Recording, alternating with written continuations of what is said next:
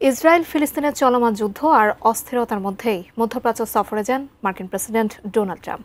তার এই সফরে গাজায় যুদ্ধ বন্ধের চেষ্টা করা হবে বলেও মনে করা হচ্ছে। এরই মধ্যে হামাস ইসরায়েলের শেষ বন্দীকেও মুক্তি দিয়েছে।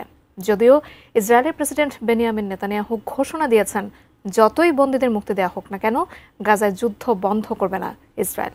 ট্রাম্পের চেষ্টা সত্ত্বেও কেন যুদ্ধ বন্ধে রাজি নয় নেতানিয়াহু? বিস্তারিত জানাচ্ছেন জান্নাতুন নাহার জেরি। למשפחתו של רב סמל בכיר גאלב נאסר זכרו לברכה। ফিলিস্তিনের অবরুদ্ধ গাজা ভূখণ্ডে যুদ্ধ বন্ধ করবে না বলে জানিয়েছেন ইসরায়েলের প্রধানমন্ত্রী বেনিয়ামিন নেতানিয়াহু। তিনি বলেছেন, গাজায় চলমান যুদ্ধ পুরোপুরি বন্ধ হবে না, তবে তিনি একটি অস্থায়ী যুদ্ধবিরতির কথা বিবেচনা করতে পারেন। গত 13ই মে রাতে এক প্রতিবেদনে এই তথ্য জানিয়েছে বার্তা সংস্থা আনাদুলু। ডিজাইন, এলিগেন্স, বিউটি, সেরা পণ্য সবার জন্য জেভিকো।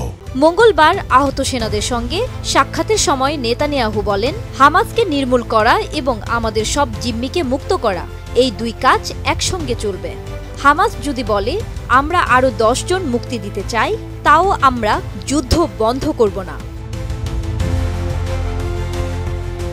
ইসরায়েলি সংবাদ মাধ্যম টাইমস অব ইসরায়েলের বরাতে জানা গেছে, নেতানিয়াহু তার জোট সঙ্গীদের আশ্বস্ত করে বলেছেন, যদি হামাস অস্ত্র ত্যাগ না করে তবে ইসরায়েল কেবল অস্থায়ী যুদ্ধবিরতিতেই সম্মত হবে, তাও কিছু বন্দী মুক্তির বিনিময়ে।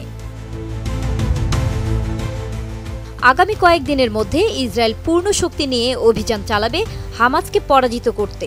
তাদের সেনারা ইতোমধ্যে সেখানে মোতায়েন আছে।